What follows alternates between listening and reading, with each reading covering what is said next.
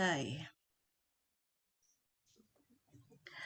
Oke, ibu-ibu semua, terima kasih yang sudah hadir, terima kasih yang sudah on kamera ya. Selamat datang di Zoom kita hari ini, siang ini. Kami ada 4 bidan akan sharing tentang KB, tentang seluk-beluk KB, macam-macam KB, dan lain-lain ya. Terima kasih saya ucapkan kepada para peserta, ibu-ibu yang sudah on kamera. Kalau tidak ada halangan bisa on-kan kamera karena ya kita walaupun sesinya online tapi ketika kita bisa on kamera itu energinya dapat, ilmunya lebih nangkep ya. Jadi ibu-ibu nanti bisa bertanya, bisa sharing ya dengan kami.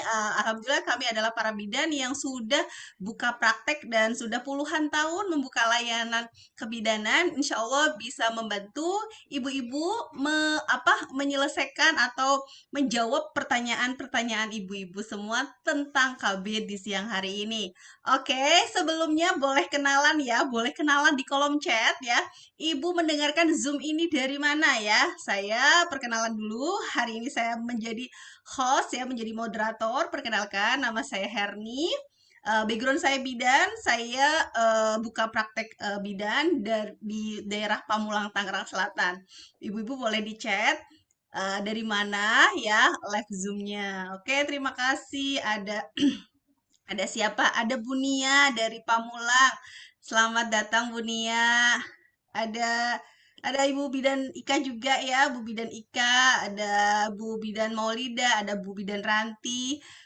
Yang belum on kamera, yang belum kenalan boleh di chat. Oke, tanpa berlama-lama karena waktunya juga nggak panjang, saya akan mulai langsung untuk sharingnya ya. Saya eh, izinkan saya share slide karena saya moderator sekaligus membawakan satu materi ya. Saya izin untuk share slide dulu ya, ibu-ibu. Sebentar, share slide dulu. Oke, mudah-mudahan slide-nya sudah jelas ya. Saya akan sharing kepada Ibu tentang KB implan atau susuk ya. Ibu-ibu sudah pernah dengar pastinya ya. KB implan itu apa? Bagaimana cara kerjanya? Kenapa kok bisa pasangnya di lengan tapi kok bisa jadi gak hamil gitu ya? Nah, banyak di luaran sana Pak mungkin mau pakai tapi takut karena banyak gosip-gosip yang mengatakan itu kan serem, itu kan nanti lari-larian gimana-gimana. Nah, hari ini akan saya sharingkan tentang KB susuk ya atau implan. Jangan khawatir, nanti juga akan dibahas dikupas tuntas juga KB jenis yang lain ya. Nanti Bu Bidan Ika akan sharing tentang KB IUD atau spiral. Bidan Maulida akan sharing tentang KB pil dan sutik dan Ibu Ranti akan sebagai pamungkas akan sharing tentang KB operasi namanya MOW dan MOP ya. Jadi operasi pada wanita dan operasi pada pria. Kontrasepsi mantap ya gitu. Oke, langsung saja ini screen saya sudah kelihatan ya ibu-ibu. Oke, nah KB implan itu apa? KB implan adalah kontrasepsi biasa disebut juga sebagai alat kontrasepsi bawah kulit ya, yaitu KB kombinasi yang berupa batang silasis atau batang butir lentur ya. Jadi KB-nya tuh lentur nggak kaku yang dipasang di bawah kulit dan fungsinya untuk mencegah kehamilan ya. Jadi bisa lihat ya. Jadi tidak keras, tidak tidak kaku tapi lentur ya. Nah, cara kerjanya dari KB implan ya, itu bagaimana? Pasangnya di lengan, tapi kok bisa nggak hamil gitu ya? Karena eh, si lendirnya ini, sebentar ya,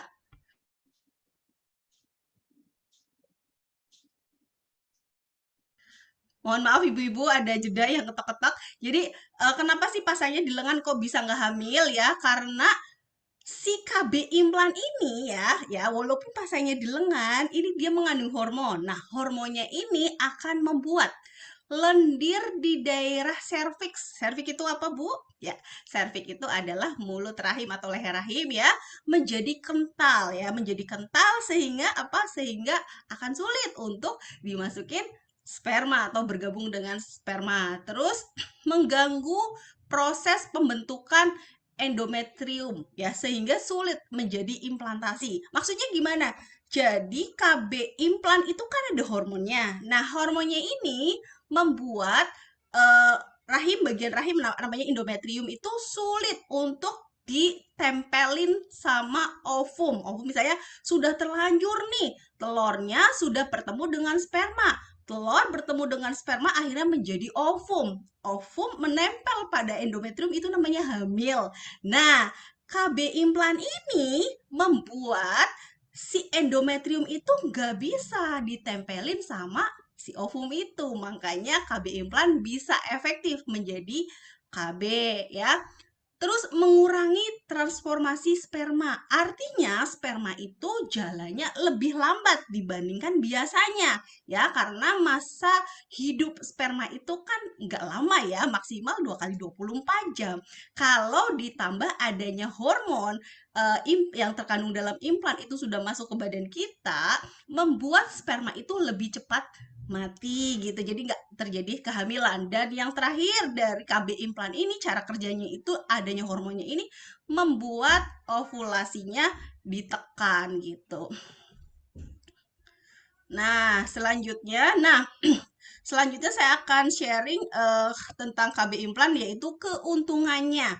Keuntungan dari KB implan atau KB susuk itu apa saja ya? Yang pertama, KB implan termasuk KB yang jangka panjang ya. Dulu itu ada yang 5 tahun sih, tapi kalau sekarang yang keluar hanya yang 3 tahun. Tapi kan lumayan lama ya Bu, KB hormon dalam jangka waktu yang lama. Jadi menguntungkan, pasang sekali dipakainya nyampe bertahun-tahun gitu ya. Terus keuntungan yang lain apa? Keuntungan lain adalah pengembalian suburnya itu lebih cepat setelah dicabut ya. Karena walaupun KB implan itu KB yang ada hormonnya, tapi hormonnya ini adalah hormon yang nggak terlalu tinggi. Jadi untuk balik suburnya itu cepat ya. Karena ada KB yang balik ke suburnya itu lama ya gitu. Terus tidak memerlukan pemeriksaan dalam. Pemeriksaan dalam maksudnya apa? Pemeriksaan daerah kewanitaan tidak perlu. Ya kenapa? Karena pasangnya di tangan, bukan di alat vagina ya. Jadi tidak memerlukan pemeriksaan dalam. Kemudian bebas pengaruh estrogen ya, karena hormon yang terkandung di dalam implan itu adalah hormon progesteron. Jadi ada beberapa bunda mungkin yang apa ya, yang alergi atau punya penyakit yang kalau dimasukin estrogen itu bermasalah. Nah, ini tepat banget karena KB implan ini tidak mengandung estrogen. Kemudian yang kelima, tidak mengganggu segama. Iya, segama itu hubungan seksual ya. Ya jelas tidak mengganggu. Orang pasangnya di tangan gitu ya. Pasangnya di tangan ya nggak ganggu sama sekali karena ada beberapa KB yang bisa mengganggu berhubungan seksual. Terus tidak mengganggu produksi ASI ya. Jadi walaupun KB implan ini adalah KB hormon, tapi si hormonnya ini tidak membuat atau tidak mempengaruhi produksi ASI. ASInya akan tetap banyak, proses menyusui akan tetap berjalan seperti biasa. Kemudian klien hanya perlu kembali ke klinik bila ada keluhan. Ini yang penting ya, karena ada kayak misalnya KB yang lain itu harus kontrol rutin. Nah, kalau si implan ini ibu cukup datang kalau ada keluhan aja dan ada keluhannya ini sangat jarang terjadi. Jadi sekali pakai, kemudian kontrol untuk lihat lukanya dan balik kontrolnya lagi kapan? Gak usah, ibu tinggal pegang. Oh, implan saya masih ada di sini. Oh, yowis berarti aman ya, tidak perlu datang kontrol kalau nggak ada keluhan. Ini jadi enak banget, sangat simpel sekali. Terus dapat dicabut setiap saat sesuai kebutuhan ya. Jadi untuk mencabutnya itu nggak perlu nunggu head gitu, nggak perlu ya. Tapi kapan saja ibu siap hamil lagi, kapan aja ibu pengen cabut bisa dicabut ya. Nggak harus nunggu head, nggak harus lagi datang bulan, ibu bisa cabut KB implan kapan saja. Terus mengurangi nyeri head ini karena KB implan ini ada hormon yang bisa mengurangi nyeri head. Oke, selanjutnya, mohon maaf kalau suara saya kecepatan ya, saya memang kalau ngomong kecepatan. Oke, selanjutnya saya akan share tentang keterbatasannya dari KB implan. Jadi selain tadi keuntungannya, tentunya ada keterbatasannya. Jadi keterbatasannya ini pada kebanyakan klien biasanya ada beberapa pasien yang dipasang KB implan itu spooting. Jadi itu headnya itu tidak lancar, entah itu bercak-bercak atau banyak gitu ya. Dan ada juga beberapa yang tidak head. Jadi kalau misalnya ibu pakai KB implan, ibu tidak haid, normal nggak? Normal ya, karena memang ada pengaruh dari KB, ada pengaruh dari hormon ini yang bikin ibu ovulasinya jadi tertekan dan akhirnya headnya juga tidak beraturan gitu ya. Terus keterbatasan yang kedua adalah timbulnya keluhan. Biasanya keluhannya itu apa? Ada yang nyeri kepala, nyeri dada, mual, pusing, dan penurunan atau peningkatan berat badan. Ya kenapa? Karena KB implan ini mengandung hormon dan tidak semua orang bisa cocok dengan hormonnya. Tapi apakah kejadian ini sering muncul? Jawabannya tidak, Bu ya. Jadi sangat jarang sekali muncul keluhan-keluhan ini. Ini ada, tapi hanya beberapa orang saja merasakan keluhan-keluhan ini. Terus keterbatasan yang ketiga adalah memang ini membutuhkan tindakan pembedahan minor. Ya benar sekali Ibu. Jadi karena ini pasangnya di bawah kulit, jadi memang harus ada pembedahan minor. Jadi tapi jangan khawatir pembedahannya itu tidak sampai yang berdarah-darah. Apalagi sekarang KB implannya itu sudah yang satu kali pakai dan ada beberapa bidan yang sudah pelatihan namanya pelatihan CTU gitu ya itu tidak perlu memakai bisturi atau pisau bedah untuk memasukkan ya. Jadi cukup disuntik ya, disuntik di lengan, kemudian ditusuk saja itu sudah bisa masuk gitu. Saya sendiri kalau masang KB implan ini nggak perlu sampai dibedah. Jadi setelah selesai pun tidak ada darah yang banyak itu nggak ada paling darahnya setetes dua tetes gitu itu sangat simple sekali ya. Oke, nah sharing yang selanjutnya yaitu siapa sih yang boleh pakai KB implan ya? Yang boleh pakai KB implan tentunya usia reproduksi ya yang bisa hamil gitu. Karena apa? Karena implan adalah sebuah KB. Terus telah memiliki anak atau belum. Jadi misalnya ada pasangan yang baru menikah tapi mau menunda kehamilan karena alasan tertentu, boleh nggak pakai KB implan? Boleh ya. Terus apalagi menghendaki KB yang kontrasepsi dan efektifnya itu tinggi. Jadi memang KB implan itu tingkat keberhasilannya itu bagus banget ya. Bagus banget dia. Jadi angka gagalnya itu sangat sedikit. Jadi pengalaman pribadi ya, saya itu menjadi bidan dari tahun 2006, 2008 buka praktek dan alhamdulillah sepanjang saya praktek, sepanjang saya membantu ibu-ibu untuk pasang implan belum pernah ditemukan pasien saya pasang implan terus hamil. Artinya efektivitasnya itu sangat bagus sekali. Terus bisa dipakai menyusui dan kebutuhan kontrasepsi ya. Jadi untuk ibu menyusui pakai KB ini aman ya. Terus yang boleh menggunakan adalah pasca keguguran ya. Pastinya kalau misalnya ada seorang ibu habis keguguran harus dijeda ya untuk tidak langsung hamil lagi. Nah, KB implan bisa menjadi salah satu pilihan untuk memberi jarak kehamilan selanjutnya. Kemudian tidak menginginkan anak lagi dan tapi nggak mau steril juga. Nah, ini bisa jadi solusinya ya. Sudah tidak pengen anak, misalnya udah anaknya sudah 2 Bu Bidan, sudah cukup. Udah 3 Bu Bidan udah cukup, tapi saya nggak mau dioperasi, takut. Nah, pakai KB implan menjadi solusinya karena KB-nya jaraknya panjang dan efektifnya itu sangat tinggi. Terus yang boleh menggunakan itu dengan punya riwayat kehamilan ektopik ya. Ektopik itu artinya kehamilan yang di luar dari yang tempat yang seharusnya kehamilannya itu tidak di dalam rahim ya. Jadi itu boleh ya karena tidak ada hubungannya dengan pemasangan implan. Jadi aman. Terus yang boleh itu tekanan darahnya itu di bawah 180. Kalau misalnya ibu punya tensi tinggi, tapi tensi tingginya itu berlebihan banget ya, lebih dari 180, itu tidak dianjurkan. Tapi kalau misalnya tensinya tinggi tapi nggak tinggi-tinggi banget, oh itu masih bisa. Terus tidak boleh menggunakan kontrasepsi hormonal yang mengandung estrogen ya karena kita sendiri sebagai wanita punya dua hormon namanya estrogen dan progesteron. Jadi mungkin ada beberapa ibu yang tidak boleh dimasukin hormon estrogen karena punya riwayat kesehatan tertentu. Nah, KB implan menjadi solusinya karena KB implan itu tidak mengandung estrogen gitu.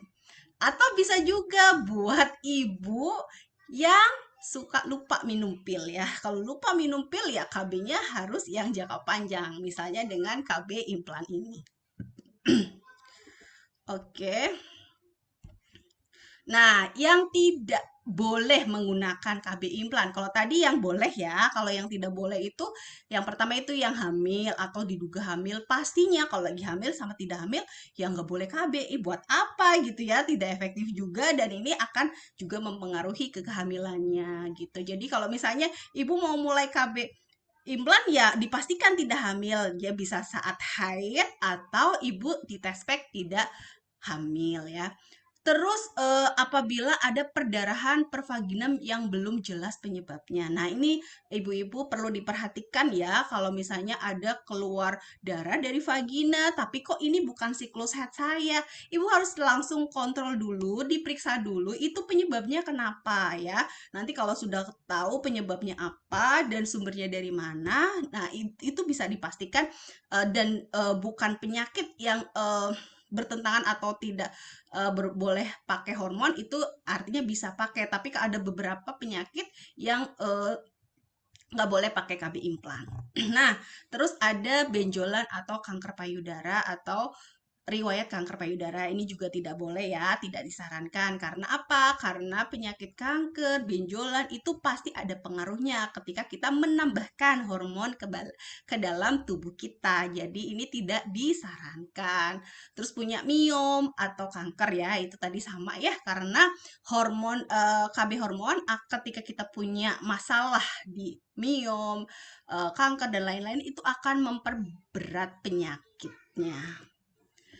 Nah, waktu yang tepat menggunakan KB implan ya, yaitu yang pertama selama siklus haid hari kedua sampai hari ketujuh. Jadi boleh ya pada saat lagi haid itu dianjurkan. Kenapa pada saat haid? Karena dipastikan tidak hamil gitu ya.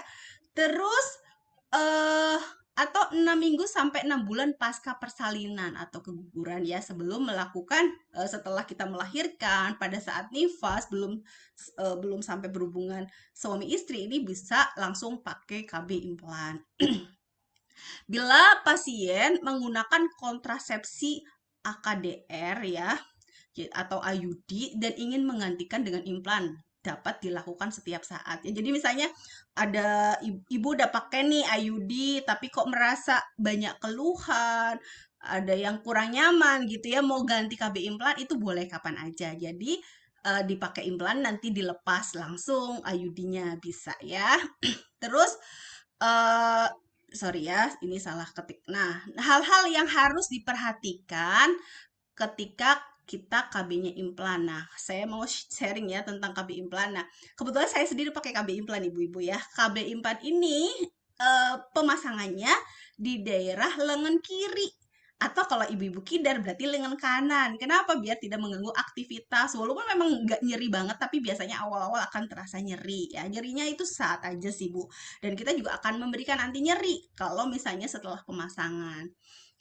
Terus daerah insersi harus tetap kering selama 48 jam ya. Jadi karena ada bekas dimasukkan KB implan, otomatis di situ ada luka. Nanti lukanya biasanya dikasih perban gitu ya atau Hansaplast gitu ya, itu diusahakan jangan basah, kering. Biar apa? Biar cepet sembuh lukanya. Balutan penekanan tetap ditinggalkan selama 48 jam. Maksudnya setelah dipasang, di plasternya jangan dilepas langsung. Takutnya nanti kebuka, implannya keluar. Jadi biarkan aja ya sampai minimal 2 hari atau bagusnya 3 hari. Setelah lukanya sembuh, dapat dicuci dan ditekan dengan wajar ya. Jadi kalau ibu nih pasang KB implan, ibu nggak harus yang gimana, takut nanti gimana kalau misalnya kena air. Kalau lukanya sudah sembuh itu bebas bu, mau kena air, mau ditekan, mau ibu mengerjakan aktivitas apa-apa tuh boleh ya. Karena insersinya itu kalau tepat, pemasangannya di bawah kulit ya, itu nggak akan kemana-mana bu, jangan khawatir ya. Terus setelah masa pemasangan habis harus segera dilepas. Nah, ini penting banget ya, Bu. Yaitu jadi gini, sepengalaman saya kalau misalnya ada ibu nih pasang implan saking keenakannya jadi lupa gitu ya harusnya 3 tahun pasangnya 2019 2002 harusnya dicabut gitu ya keenakan lupa ya itu susah nanti dicabutnya jadi jangan sampai udah enak terus terlanjur keenakan diingat-ingat pokoknya 3 tahun harus dilepas kalau bisa dimajukan aja. Misalnya harusnya lepas bulan Mei 2022, bulan April udah datang dilepas. Karena kalau udah lewat itu PR banget ya, PR buat yang lepas dan ibunya juga akan rasa lebih sakit gitu ya. Oke, itu aja yang bisa saya sharingkan dari materi KB implan ya. KB implan itu tadi eh, KB susuk yang dipasang di sini ya. Cara pemasangannya sangat mudah. Kebetulan saya adalah bidan yang KB-nya implan dari anak ke-1, kedua, dan ketiga. Kenapa? Karena saya tadinya saya sharing ya, karena satu saya nggak pengen KB yang deket terlalu cepat gitu, apalagi minum pil harus setiap dia setiap apa harus setiap hari minum pil ya. Atau saya pernah pakai IUD tapi tidak cocok, jadi saya ganti implan. Jadi anak pertama, kedua, dan ketiga saya pakai implan. Itu saja yang bisa saya sampaikan. Kemudian lanjut materi kedua akan disampaikan sama Bu Ranti. Bu Ranti sudah ready? Sudah, Ibu. Oke, silakan. Oke, Assalamualaikum warahmatullahi wabarakatuh. Selamat siang. Berjumpa lagi dengan saya Ibu dan Ranti dan teman-teman. Hari ini akan membahas tentang KB. Kalau tadi Bu Herni sudah membahas tentang implan, siang hari ini saya akan membahas tentang MOP dan MOW. Apa itu MOP dan MOW ya? Nanti kita share slide-nya dulu ya. Masih loading sebentar ya, Bu. Loading, oke. MOW, MOP itu kontrasepsi mantap ya Bu ya. Nah, nih kontrasepsi mantap. Atau sering disebut juga mungkin ibu-ibu kenal steril. Nah, di steril Bu. Nah, itu namanya MOW. Kalau buat wanita MOW namanya ya. Kalau buat pria MOP. Yuk slide-nya. Ya, Kita udah ganti. slide-nya udah masuk sebentar. Slide 2. Oh, slide 2 sebentar. Iya, Loading ya. oke. Sebentar loading. Loading.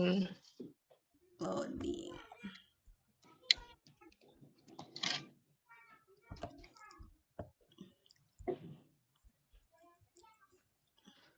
Oke. Oke, apa itu MOW dan MOP? Nah, kontrasepsi mantap atau kontap adalah suatu tindakan untuk membatasi keturunan dalam jangka waktu yang tidak terbatas yang dilakukan terhadap salah seorang dari pasangan suami, istri, atau permintaan yang bersangkutan secara mantap dan sukarela. Ya, jadi ini jangka waktunya tidak terbatas. Ya, kalau tadi implan bisa 3 tahun, bisa 2 tahun. Kalau IUD mungkin nanti dibahas sama Bu Ika, mungkin bisa 5 tahun, bisa 3 tahun juga. Tapi kalau MOW itu tidak terbatas dia ya, bisa selama-lamanya gitu ya. Dan yang bersangkutan ini saat mau melakukan MOW atau MOP, dia harus yakin, harus mantap gitu loh. Kalau dia mau dilakukan steril gitu. Dan sukarela, nggak ada paksaan ya dari siapapun, harus dari diri sendiri. Oke, slide selanjutnya Ibu. Kontak dapat diikuti baik oleh wanita maupun pria. Tindakan kontak pada wanita disebut kontak wanita atau MOW, metode operasi wanita atau tubektomi. Sedangkan pada pria, MOP, metode operasi pria atau vasektomi. Kontrasepsi mantap pada wanita atau MOW, metode operasi wanita atau tubektomi, yaitu tindakan pengikatan dan pemotongan saluran telur agar sel telur tidak dapat dibuahi sperma. Nah, MOW dan MOP itu adanya pemotongan di saluran ya Bu ya. Saluran kalau MOW saluran antara sel telur yang menuju ke rahim, itu ada saluran. Mungkin ada gambar ya Bu, slide selanjutnya. Nah, nanti saluran itu, nah ini dulu deh, bagaimana cara kerjanya? Tubektomi. Nah, tubektomi itu cara kerjanya adalah perjalanan sel telur terhambat karena sel telur tertutup ya. Karena tertutup karena salurannya memang dipotong, ditutup, jadi sel telurnya nggak bisa lewat. Vasektomi juga sama, saluran benih tertutup sehingga tidak dapat menyalurkan sperma. Ya, slide selanjutnya. Nah, ini gambarnya ya. Ya, yang tadi saya jelaskan sebelumnya, vasektomi itu yang atas itu untuk bapak-bapak ya. Buat pria itu ada di bawah testis, ada 2, itu ada saluran yang menuju ke penis. Nah, itu yang dipotong ya Bu ya, diikat 2 sisi lalu dipotong gitu. Jadi spermanya itu udah nggak bisa lewat dia ke atas gitu. Kalau tubektomi, nah yang bawah, ya itu punya kita ibu-ibu. Nah, itu ada bentuk ovarium kanan kiri yang bulat. Nah, di situ ada banyak telur, telurnya itu akan keluar tuh salurannya. Nah, salurannya menuju ke rahim itu dipotong, diputus ya, diikat, terus dipotong. Kadang ada yang sampai dibakar ujungnya biar benar-benar mantep, nggak bisa lewat lagi ovumnya gitu. Ya, slide berikutnya. Nah, apa keuntungan dan kerugian MOW? Nah, buat ibu-ibu nih, tubektomi, keuntungannya apa ya? Ya, yang pertama itu sangat efektif dan permanen ya, permanen gitu. Dapat mencegah kehamilan lebih dari 99%. Terus tidak ada efek samping dalam jangka panjang. Kalau tadi penggunaan implan atau suntik itu dia menggunakan hormon. Ya mungkin kalau ada yang tidak cocok nih, ibu-ibu tidak cocok, dia akan spotting atau perdarahan, bisa juga dia kegemukan atau kurusan karena dia bermainnya dengan hormon, tapi beda dengan MOW, itu tidak pengaruh dengan hormon ya, tidak pengaruh hormon. Terus tidak mempengaruhi proses menyusui. Nah, ini juga sama. Karena tidak pengaruh dengan hormon, jadi dia tidak mempengaruhi proses menyusui. Pemindahan sederhana dapat dilakukan dengan anestesi lokal, tidak mengganggu hubungan seksual. Iya, karena tidak memasang alat apa-apa di daerah vagina atau rahimnya ya. Nah, kerugiannya, ada kerugiannya. Kerugiannya itu ya rasa sakit karena melakukan pembedahan ya. Rasa sakit, tidak nyaman dalam jangka pendek setelah tindakan gitu. Terus ada kemungkinan mengalami resiko pembedahan. Oke, slide selanjutnya. Itu tadi MOW, sekarang MOP. Apa keuntungan dan kerugian MOP atau vasektomi? Keuntungannya sangat efektif dan permanen. Ini kenapa semua peserta yang mau MOP atau MOW harus mantap gitu loh, harus mantap keputusannya untuk melakukan KB ini karena sifatnya permanen gitu. Jadi, nggak bisa tuh nanti kalau udah diputus, salurannya udah diputus mau sambung lagi mau punya anak lagi, sambung lagi, nggak bisa. Bisa tapi mungkin sulit dan kemungkinannya sangat kecil gitu untuk bisa hamil lagi. Terus tidak ada efek samping dalam jangka panjang ya, tidak memakai hormon, dapat mencegah kehamilan lebih dari 99%, tidak mengganggu hubungan seksual, tidak tindakan bedah yang aman dan sederhana. Kerugiannya tidak dapat dilakukan pada orang yang masih ingin memiliki anak. Ya iya, kamu masih memiliki anak tidak boleh lakukan vasektomi. Harus ada tindakan pembedahan minor ya, dengan pembedahan juga ya ini ya vasektomi. Ya, slide selanjutnya, siapa yang dapat menjalani dan MOP? MOW, siapa yang boleh menjalaninya? Usianya lebih dari 26 tahun. Atau ada juga sih dokter obgyn yang tidak membatasi umur gitu. Jadi kalau merasa ibunya sudah cukup, anaknya sudah yakin tidak ingin punya anak lagi, silahkan bisa di MOW gitu. Sudah punya anak cukup, 2 anak, anak terkecil harus berusia minimal 5 tahun. Yakin telah mempunyai keluarga yang sesuai dengan kehendak. Nah, ini yakin dulu. Karena nggak bisa, ini misalkan aja ya, misalkan ibu sekarang menikah, punya anak 2, terus nanti mungkin bapak atau gimana pisah, terus ibu mau nikah lagi. Nah, ibu udah steril kemarin tuh, ya sama yang kemarin udah steril. Nah, nikah lagi terus mau punya anak lagi, nggak bisa gitu, susah ya. Jadi harus dipikirkan baik-baik ya. Terus pada kehamilannya akan menimbulkan resiko kesehatan yang serius. Jadi ibu-ibu yang hamil resiko tinggi, itu boleh dilakukan MOW. Karena misalkan kalau hamil nanti, jadi ini sakitnya berat gitu, ya udah MOW aja ya biar tidak hamil. Ibu pasca persalinan boleh pastinya di MOW, ibu pasca keguguran juga boleh di MOW. Kalau vasektomi, siapa aja yang boleh. Untuk laki-laki subur sudah punya anak cukup dan istri beresiko tinggi. Nah, ini untuk yang suaminya boleh di MOP ya, boleh di steril kalau ngerasa bapaknya udah cukup anaknya gitu. Terus kalau hamil lagi istrinya beresiko tinggi gitu. Nanti kasihan istri saya gitu. Ya udah di vasektomi saja gitu. Ya, slide selanjutnya.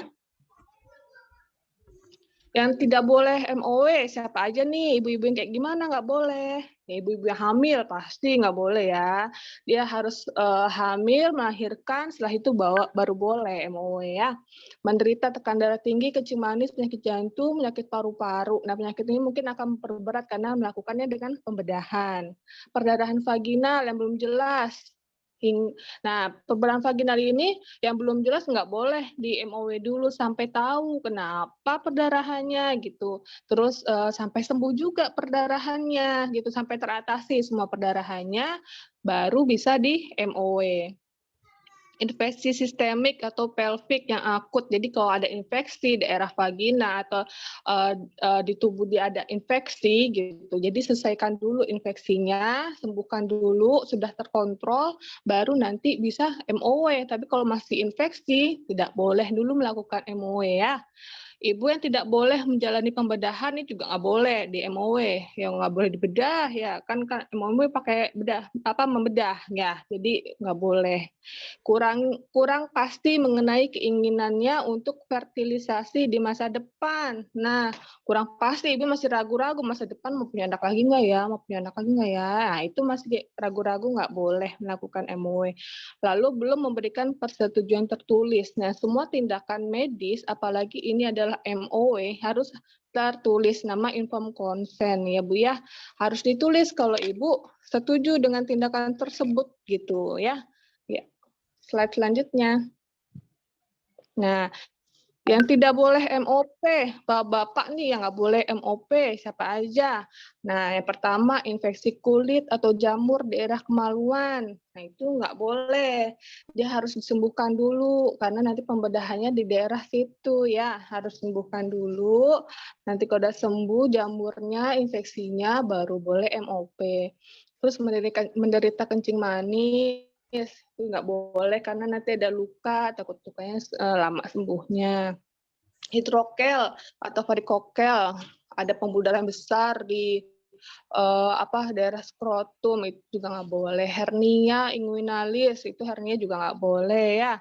Anemia berat, gangguan pembekuan darah sedang menggunakan antikoagulansi. Ya, ini anemia berat juga nggak boleh karena dilakukan pembedahan.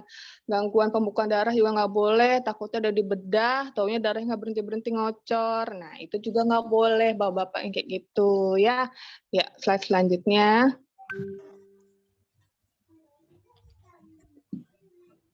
Oh, sudah habis. Ya, terakhir itu ya, Bapak tidak boleh MOP dan Ibu-ibu tidak boleh MOW.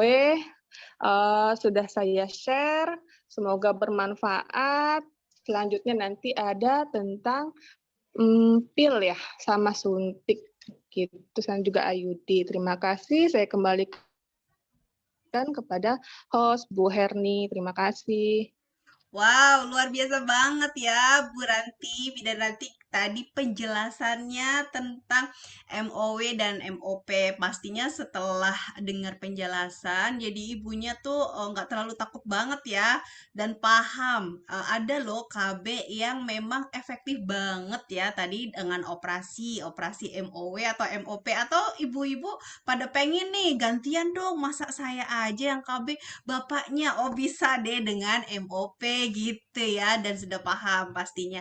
Oke, selanjutnya akan diseringkan tentang KB suntik dan KB pil ya, akan disampaikan oleh Bidan Maulida. Bu Maulida, sudah siapkah?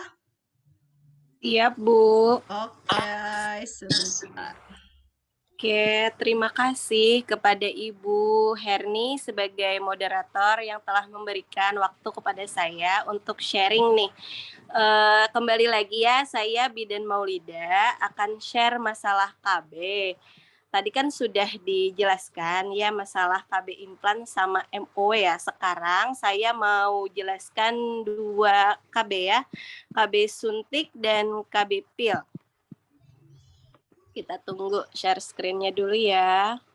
Sebentar ya, Bu, loading. Siap. Oke. Oke, terima kasih Ibu. Iya. Saya akan menjelaskan, saya akan share ya Bu ya, 2 jenis KB. Yang pertama KB pil dan KB suntik. Boleh next slide-nya Bu?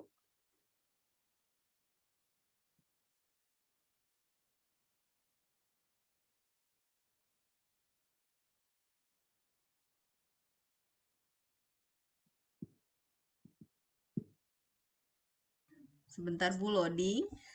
Iya. Nah, yang pertama saya akan share masalah KB pil ya Bu ya. Mungkin banyak yang memilih KB ini karena simple mungkin ya, diminum aja. Yang pertama KB pil. Pertama jenis pil dulu dan pengertiannya. Yang pertama ada mini pil. Mini pil yaitu alat kontrasepsi jenis pil yang hanya mengandung hormon progesteron.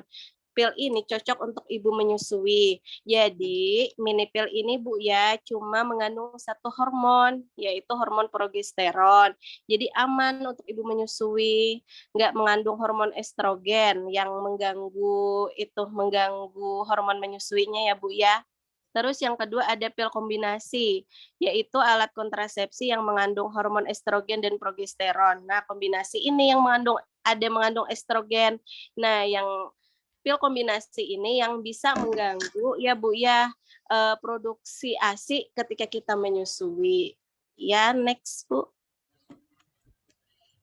Nah, cara kerjanya. Cara kerjanya yang pertama itu mencegah pelepasan sel telur. Jadi sel telur kita yang ada di indung telur ya Bu ya, dihambat itu pelepasannya oleh pil ini. Jadi kan kalau sel telur nggak lepas, otomatis kan sel telurnya nggak akan bertemu dengan sperma dan nggak akan terjadilah kehamilan. Terus yang kedua, cara kerjanya mengentalkan lendir. sehingga sperma sulit bertemu sel telur. Jadi ya jalannya sperma itu akan terhambat karena lendirnya itu kental ya Bu ya. Terus efektivitasnya. Pil ini mempunyai tingkat keberhasilan tinggi, yaitu 99% bila digunakan dengan tepat dan secara teratur. Tinggi sekali ya Bu ya efektivitasnya. Next slide Bu. Nah, keuntungannya kan tidak mengganggu hubungan seksual karena tidak ada yang dipasangkan di alat genital kita. Terus kesuburannya cepat kembali. Kalau ibu sudah nggak konsumsi pil lagi, kesuburannya itu langsung kembali Bu. Jadinya ibu cepat subur lagi, cepat bisa hamil lagi ya Bu ya. Terus membuat menstruasi teratur karena hormonnya itu kandungannya kecil, walaupun KB pil ini ada hormonnya tapi kandungannya itu kecil, jadinya hormon untuk menstruasinya itu tidak terlalu terganggu. Terus mengurangi kram atau sakit saat menstruasi. Lanjut Bu. Nah, kerugiannya bisa menambah atau mengurangi berat badan karena dia ada hormonnya Bu ya. Terus harus selalu mengingat-ingat minum pil. Harus selalu diingatkan setiap hari minum pil. Kalau misalnya pelupa, harus ada alat bantu kayak alarm untuk minum pilnya setiap hari, harus teratur masalahnya. Terus tidak bisa mencegah PMS atau penyakit menular seksual karena kan langsung berhubungan antara alat genital suami dan istri atau alat genital perempuan dan laki-laki ya Bu ya. Jadinya tidak bisa mencegah penyakit menular seksual. Terus ada efek sampingnya, mual, muntah, bisa amenore, bisa juga spotting. Ya, lanjut Bu. Nah, terus KB yang kedua yang akan saya share itu adalah suntik ya, suntik KB.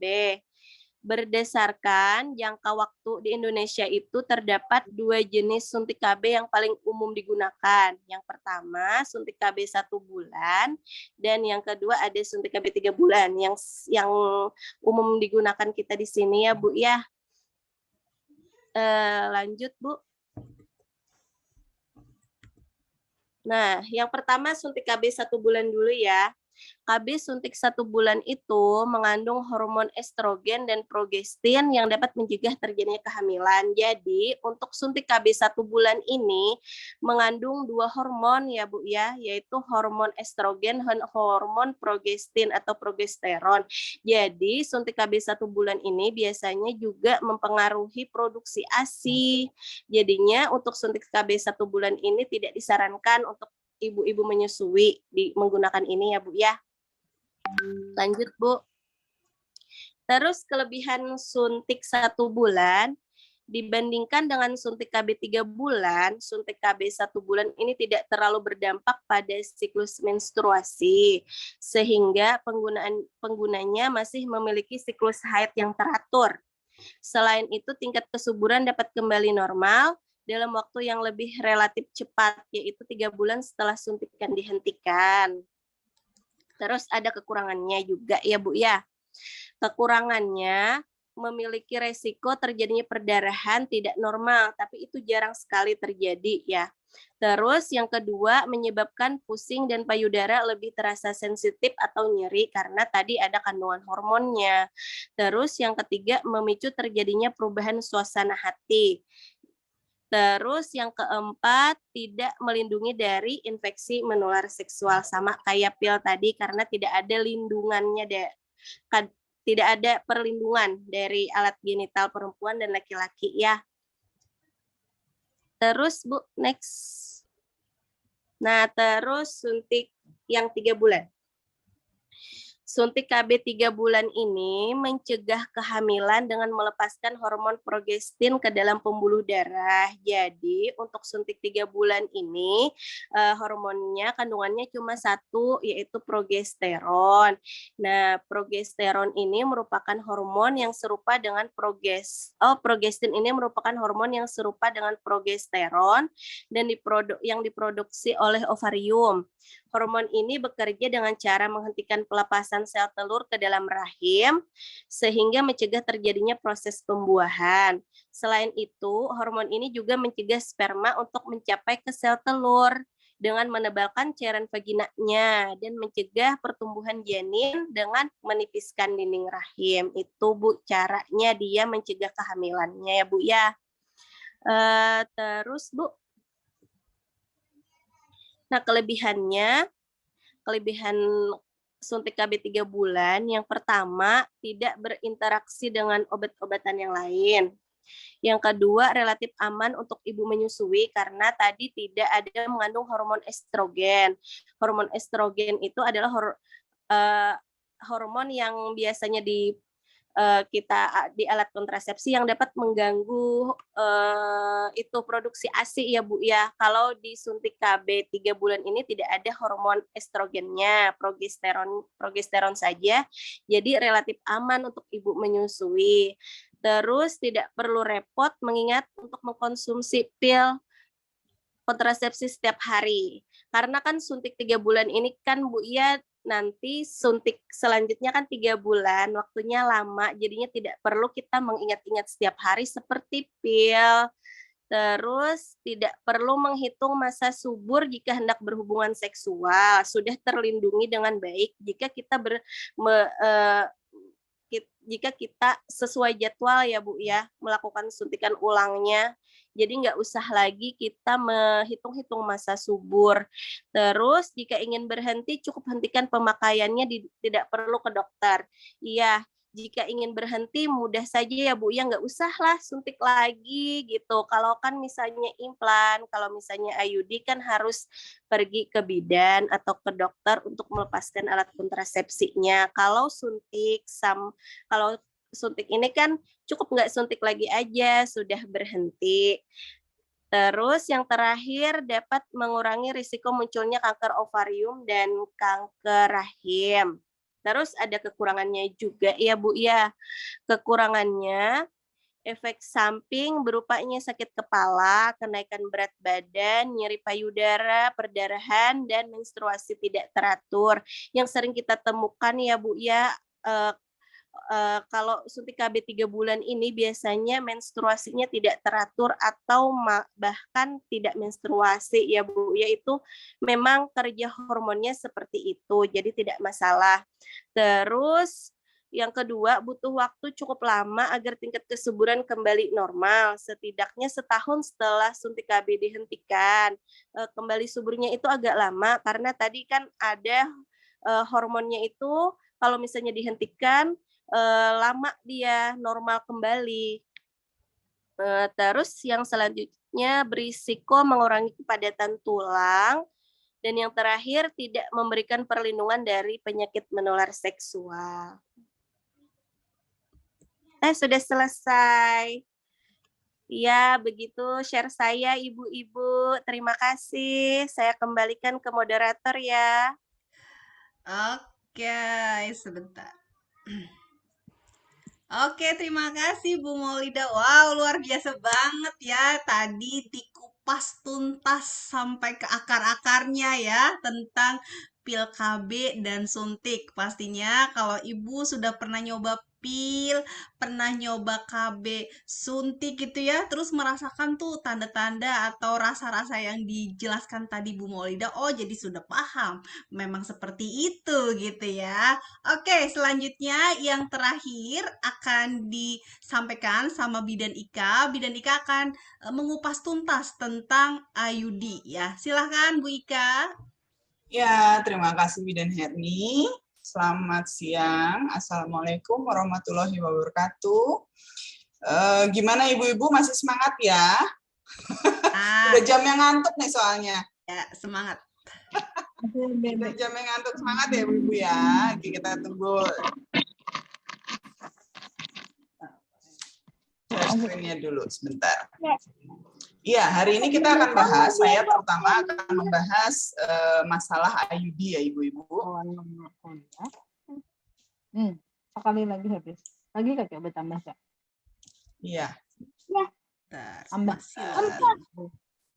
Iya. Ya, IUD itu apa sih Bu? Takut nggak sih Bu kalau pasang IUD Bu? Rata-rata ibu-ibu pada takut ya. Takut Bu Bidan. Di dalam soalnya nanti dirogoh-rogoh lagi saya. Lahiran aja masih kerasa sakit gitu ya Bu ya. Oke. Apa sih artinya IUD ya Bu ya? IUD adalah intrauterine device. Gitu ya. Jadi alat yang dipasang di dalam rahim. Gitu ya. Nah, atau spiral yang sering kita sebut ya ibu-ibu ya. Nah, ini alat ini tekniknya gimana sih? Tekniknya adalah alat itu dimasukin ke dalam rahim, Bu. Alat itu berupa tembaga gitu ya. Cara kerjanya gimana sih? Kok bisa dipasang terus nggak hamil gitu ya? Karena cara kerja alat ini itu ada menimbulkan reaksi keradangan, Bu. Peradangan lokal dalam endometrium cavum-uteri sehingga menghambat terjadinya penempelan sel telur yang telah dibuahi di dinding rahim. IUD juga diduga untuk bisa menghambat untuk mortalitas tuba sehingga memaksa sperma berenangnya melawan arus, Bu. Gitu.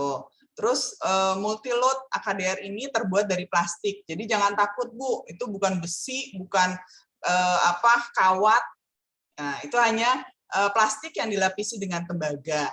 Kanan kirinya ada berbentuk sayap yang fleksibel. Panjang dari ujung atas ke bawah itu hanya 3,6 cm, Bu. Jadi nggak panjang, gitu ya.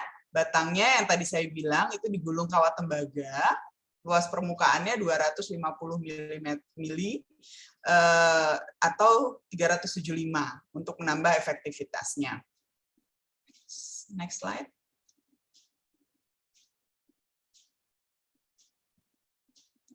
Oke, nah ini Ibu. Jadi modelnya seperti ini, ya. Jadi ada tembaga, gitu, tembaga yang melapisi plastik. Oke, next slide. Nah, ini penggunaannya. Jadi penggunaannya itu ada di dalam rahim. Kita pasang di dalam rahim, gitu. Nah, ini yang tadi yang dibilang menghambat untuk sperma itu bisa masuk. Next slide. Nah, keuntungannya apa sih ibu-ibu? Keuntungannya itu bisa digunakan dalam jangka panjang. Ada yang 5 tahun, ada yang 8 tahun, bahkan ada yang 10 tahun. Gitu ya. Bisa digunakan untuk klien-klien yang ini, Bu, pasien-pasien yang tensinya tinggi nih. Ibu-ibu yang tensinya, Bu, saya tensinya tinggi, saya nggak bisa KB apa-apa. Boleh KB untuk IUD. Gitu ya. Karena dia tidak hormonal, jadi tidak mengganggu produksi ASI. Next slide. Kerugiannya itu mengganggu hubungan seksual. Kok mengganggu, Bu? Kalau mengganggu saya nggak mau pasang gitu ya. Kenapa mengganggu? Karena di IUD itu ada benang, gitu ya, semacam benang. Nah, benang itu memang kalau sebenarnya tidak mengganggu, tidak termasuk gangguan ya ibu-ibu ya. Gitu, tidak termasuk gangguan karena itu untuk mengontrol apa sih? Mengontrol mandiri, gitu ya. Caranya gimana ngontrol mandiri? Saya takut, gitu kan? Nah, benang itu ibu-ibu sebetulnya benang itu memang ada. Kita memang biasanya dokter atau bidan itu suka meninggalkan 3-4 cm. Untuk benang itu, untuk ibu bisa ngontrol sendiri tanpa harus ke bidan atau ke dokter, gitu ya. Gimana sih caranya, Bu, supaya saya bisa ngontrol sendiri, gitu ya? Nah, itu caranya adalah pertama-tama ibu cuci tangan dulu nih, cuci tangan, tangannya bersih, pastikan, gitu ya. Terus duduk atau jongkok, gitu ya, supaya tangan kita bisa mengakses, vagina kita, gitu ya. Masukkan tangan kita. Mungkin jempol jari tengah ya, jari tengah masukkan ke dalam vagina, sampai merasakan adanya leher rahim. Nah, dilihat tuh ada talinya enggak? Oh, kalau ada talinya masih kira-kira 3 sentian, oh aman. Spiral saya masih terpasang dengan baik nih. Gitu. Cuma hindarin menarik talinya. Gitu. Nah, kadang-kadang suami yang kadang-kadang mengganggu hubungan seksual karena suami kadang-kadang dengar dari temennya, oh iya, kalau pasang IUD saya ketusuk-tusuk, Bu. Gitu. Padahal dia belum merasakan. Gitu. Pada awal pemasangan memang benang itu akan terasa kaku. Cuma makin lama biasanya makin lentur tuh. Nah, kita tunggu, jangan buru-buru mau lepas. Kita tunggu 2-3 bulan, biasanya dia udah mulai lentur. Gitu ya. Nah, kerugian lain lagi.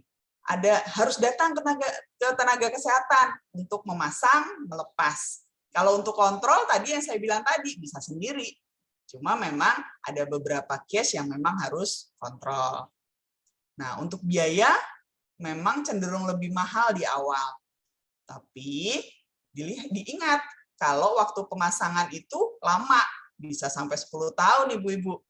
Kalau 10 tahun coba bayangkan, kalau Ibu misalnya suntik yang sebulan, selama 10 tahun, biaya yang dikeluarkan pasti akan lebih besar dari yang pasang IUD. Gitu. Jadi memang untuk IUD awalnya aja lebih mahal. Mungkin nabung dulu ya Ibu ya. Untuk masang IUD yuk kita nabung dari pas hamil, sekalian untuk biaya persalinan dan biaya KB untuk pasang IUD gitu ya. Terus kerugian yang lain adalah tidak bisa mencegah dari PMS. Ya, next slide. Efek sampingnya. Nah, efek sampingnya nih Bu. Efek sampingnya itu bisa gangguan nih, haid, flek-flek misalnya ya. Flek-flek Bu atau darahnya kok banyak ya gitu. Kalau mens gitu kok bisa lebih lama.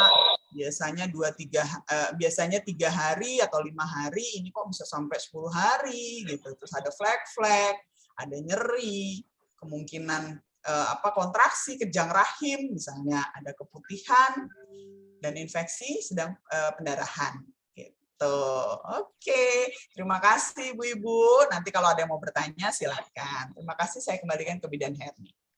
Oke, wow, luar biasa banget ya, Bu Ika sudah kupas tuntas setajam silet ya tentang IUD ya. Jadinya ibu-ibu di sini jadi paham ya, IUD seperti apa, serem enggak, itu jadi terjawab semuanya. Oke, karena kita berempat sudah melakukan sharingnya, nah sekarang saya mempersilahkan kepada ibu-ibu yang hadir di sini, kalau ada pertanyaan, boleh langsung buka unmute-nya, atau bisa juga chat pribadi. Oh, saya malu nih, mau chat aja boleh, chat aja di kolom chat, mau kolom chat umum boleh, mau kolom chat pribadi boleh, atau kalau mau langsung unmute aja biar langsung dijawab sama ibu-ibu bidan, boleh ya, silahkan. Saya tunggu ya ibu-ibu, siapa yang mau bertanya? Oke, ada pertanyaan ini rupanya. Sebentar.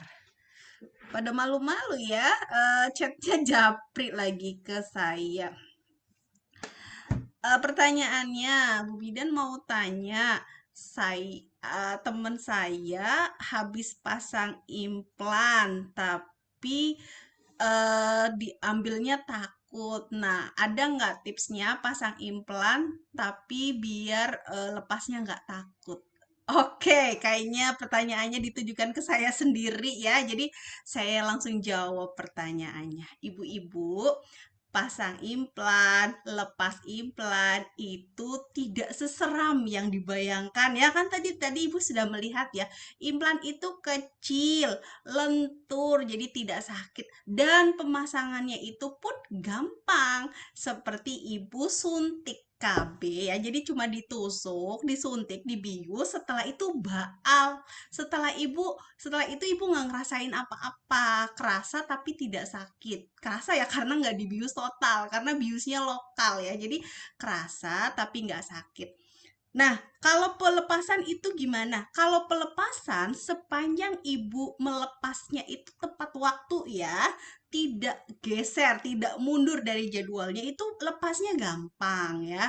Kalau ibu yang rada ini terlambat, itu yang akan membuat lepasnya susah. Jadi tipsnya kalau pengen dilepasnya tidak takut, lepasnya jangan lewat waktu. Satu, yang kedua, relax aja kalau dan paham kalau ngelepas implan itu tidak sakit, karena ya sakitnya ya sakit dibius, setelah dibius ya nggak kerasa gitu. Jadi tipsnya lagi biar nggak takut, ya harus nggak usah ngeliat pas lagi dilepas ya. Namanya dilepas kan memang ada tindakan pembedahan, dibuka, tapi bedahnya bukan yang bedah lebar gitu Bu, cuman setengah senti, paling setengah senti aja dilakukan pembedahannya. Habis itu kita akan ambil implannya. Gitu. Tipsnya ada 3 ya.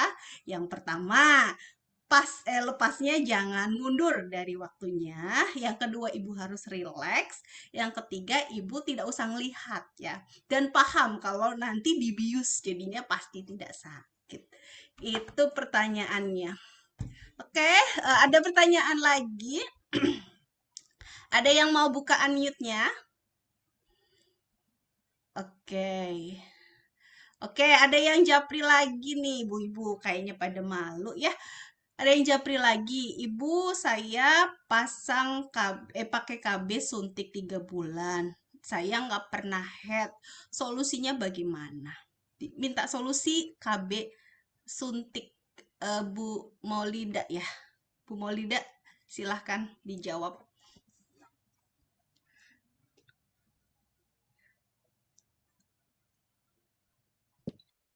Siap, Bu Herni. Tadi pertanyaannya gimana ya? Yang suntik 3 bulan tapi nggak haid. Iya. Oh iya. Jadi gini ya, memang suntik KB 3 bulan itu dampaknya tidak haid. Itu memang dampaknya tidak head ya Bu ya. Jadi memang headnya itu tidak dibentuk, bukannya kan biasanya orang-orang itu takut kalau headnya itu menumpuk katanya di dalam perut nggak bisa keluar, padahal itu enggak. Padahal darah headnya itu emang nggak dibentuk karena pengaruh hormon pada KB suntik 3 bulan itu tadi. Jadi nggak perlu takut, nggak ada apa-apa kok, bukan menumpuk darah di dalam perut, tapi memang haidnya itu nggak dibentuk, jadi nggak ada yang dikeluarin, kayak gitu Bu. Oke, terima kasih Bu Maulida jawabannya. Semoga menjawab ya, udah jelas banget disampaikan. Nah, ada pertanyaan lagi kayaknya buat Bu Maulida lagi nih. Selamat siang. Ya, Ada Bu Rosalini Andriani. Jadi bertanya, kalau lupa minum pil KB 1 hari, bagaimana solusinya? oh iya. Terima kasih Ibu Rosa atas pertanyaannya ya. Saya coba jawab ya. Eh, banyak sih yang bilang kok saya bisa hamil padahal saya sudah minum pil gitu Bu. Banyak yang mengeluh seperti itu. Tapi sebenarnya kayaknya yang hamil-hamil tapi yang minum pil tapi hamil itu biasanya kayaknya cara meminumnya itu salah. Meminum pil KB itu kalau misalnya hari ini minum jam 9, pokoknya setiap hari jamnya itu harus sama. Hari ini minum jam 9 pagi, misalnya besok harus jam 9 pagi lagi. Kalau hari ini minum jam 9, besok harinya minum jam 9 malam, kan hormonnya itu terhenti. Jadinya hormonnya itu harus bersambung. Hormon di pil KB itu kecil kandungannya. Jadinya harus setiap hari harus kita minum pil itu. Terus kalau misalnya sehari yang nggak minum, misalnya tadi kita biasanya minum PLKB-nya itu jam 9 pagi. Esok hari, oh hari ini tuh esok harinya ibu lupa minum PLKB jam 9 itu. Terus keingatnya pas jam 4 siang gitu, 4 sore ya. Berarti harus langsung diminum jam 4 itu, Bu.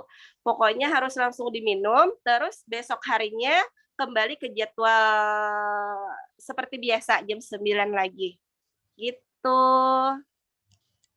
Oke, Mungkin Bu Bu Rosa. Rosalini sudah terjawab belum? Sudah ya? Terima Oke. kasih. Oke, terima kasih. Ada lagi yang mau unmute? Oh, ada lagi nih yang japri ke saya. Bu, saya mau tanya, sebenarnya saya sudah pengen steril karena anak saya 4, tapi saya takut kalau sudah steril bisa tetap head apa enggak. Pertanyaannya bagus banget ya. Ini pertanyaannya buat Bu Ranti, pertanyaannya bagus banget, Bu. Jadi si ibu anaknya udah 4, mau steril tapi takut ya kan? Takut nanti ya dapat head apa enggak gitu. Oke, langsung dijawab aja sama Bu Ranti, silahkan. Oke, Bu Herni, terima kasih. Jadi, masih dapat head nggak ya kalau sudah disteril gitu kan? Sudah kita lihat tadi di gambar ya, di gambar itu ada yang dipotong adalah salurannya, saluran dari ovarium menuju ke rahim, itu yang dipotong. Tapi ovarium itu tidak diapa-apakan, masih tetap utuh di sana. Ovarium itu adalah untuk yang menciptakan hormon, hormon kewanitaan kita, hormon yang membuat kita haid di situ, diproduksinya hormonnya itu di ovarium. Jadi walaupun disteril, ovariumnya utuh, maka ovariumnya tetap berfungsi memproduksi hormon yang membuat kita haid gitu. Jadi haidnya tetap haid Ibu, gitu jawabannya ya. Oke, wah udah ini ya, jadi udah terjawab ya. Jadi jangan takut, tetap head Ibu. Steril mah steril, head mah head karena beda salurannya. Sip, pertanyaannya bagus, jawabannya juga mantap. Ada pertanyaan lagi. Oh, ada lagi chat pribadi lagi nih pada malu-malu ya. Bu Bidan, saya mau tanya, saya tuh sebenarnya pengen pakai KB IUD karena beberapa teman saya pakai IUD. Cuma katanya teman saya ada yang IUD-nya geser. Nah, gimana sih Bu Bidan? Apa tanda-tandanya IUD kita geser? Oh, pertanyaannya bagus banget ya. Kayaknya ini banyak ditanyain sama orang-orang, sama ibu-ibu yang mau pakai IUD atau lagi pakai IUD mau kontrol apa enggak ya. Kayaknya spiral saya geser apa enggak? Pertanyaannya bagus banget. Langsung aja dijawab sama pakarnya. Bidan Ika, silahkan. Oke, terima kasih Bu dan Herni. Ya, saya coba bantu jawab ya Ibu. Oke, tanda-tandanya kalau IUD itu udah geser, biasanya nih ada kram, ya kram yang parah, keputihan yang tidak normal, terus ada demam. Nah, itu berarti biasanya menjadi pertanda tuh kalau IUD-nya udah mulai geser, gitu ya. Karena kenapa sih? Kenapa? Karena mungkin saja memang itu ada tanda-tanda infeksi, gitu ya. Jadi memang kemungkinan harus dicek tuh untuk USG untuk dilihat geser atau tidaknya ya. Terus ada lagi misalnya perdarahan. Nah, seperti yang saya bilang tadi perdarahan. Tadi kata Ibu boleh tuh ada pendarahan gitu ya. Cuma dilihat dulu pendarahannya seperti apa. Kalau misalnya pendarahannya hebat ya sampai setiap pakai softtek full terus gitu ya. Nah, itu coba dicek.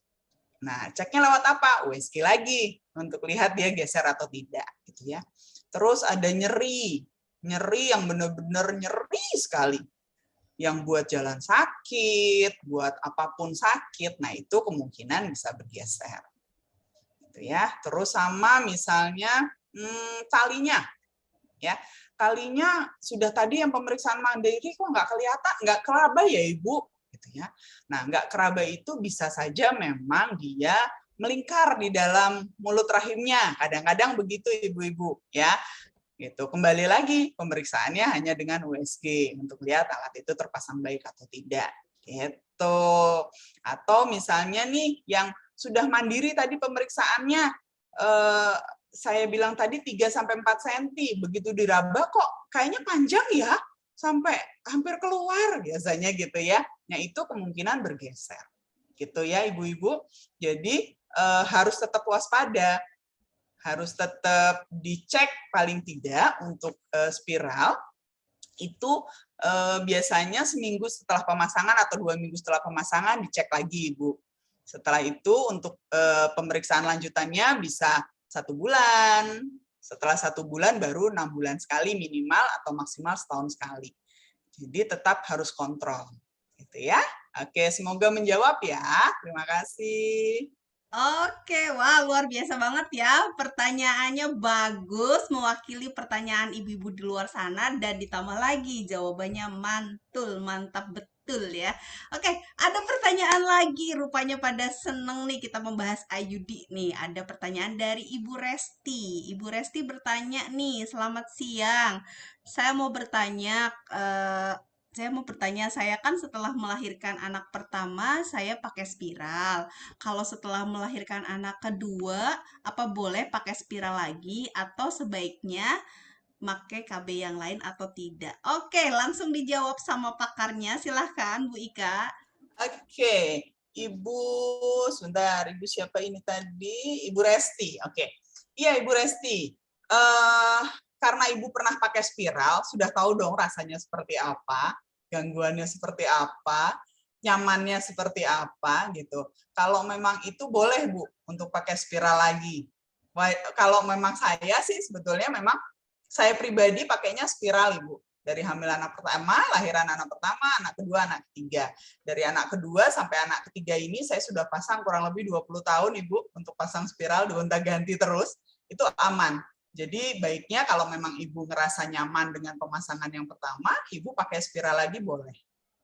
Terima kasih. Semoga menjawab ya Bu Resti. Oke, Bu Resti, terima kasih pertanyaannya. Luar biasa juga, Bu Ika, jawabannya.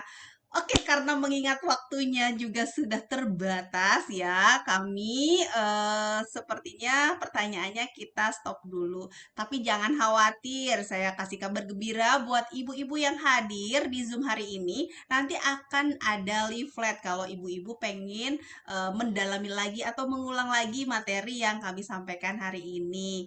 Nah, saya tadi meringkas sedikit ya tentang yang kita sampaikan berkaitan dengan KB implan tadi ya, udah dibahas seluk-beluknya dan lain-lain. Diharapkan Ibu paham tentang KB implan dan Ibu paham kapan waktu yang tepat untuk kontrol dan kapan yang tepat untuk dicabut. Terus tadi tentang KB suntik dan KB pil, jadi tahu ya kenapa pakai KB suntik itu tidak haid. Terus tadi tentang KB operasi, KB mantap MOW ya. Jadi tetap bisa haid walaupun dioperasi steril. Terus yang terakhir pertanyaannya IUD ya. Jadi IUD bergeser itu tandanya apa ya? Tadi udah dijelaskan detail juga sama Bu Ika. Jadi gimana sih caranya biar tidak terjadi hal-hal seperti itu? Karena jadi gini, biar terjadi hal-hal yang tidak baik, sebaiknya kita sedia payung sebelum hujan. Jadi lakukan kontrol yang sesuai anjuran sebelum hal-hal yang tidak baik terjadi gitu ya.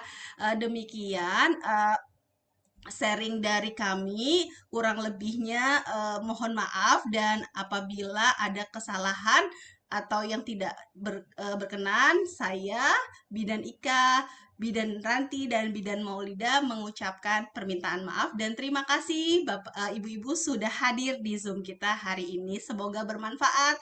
Selamat siang. Assalamualaikum warahmatullahi wabarakatuh.